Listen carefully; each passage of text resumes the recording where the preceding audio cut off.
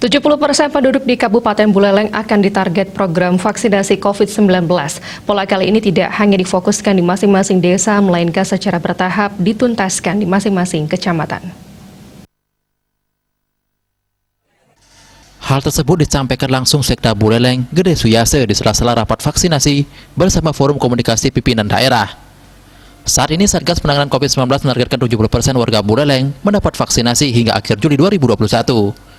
Bila Satgas memasang target 70% penduduk Buleleng, jumlah penduduk yang akan menerima vaksin akan mencapai 550.000 jiwa dari keseluruhan penduduk Buleleng yang mencapai 790.000 jiwa. Sampai saat ini, realisasi vaksin sudah mencapai angka 145.000 orang. Itu kurang lebih target kita itu sekitar 578.000. Ya, target kita adalah 578.000 penduduk yang harus divaksin.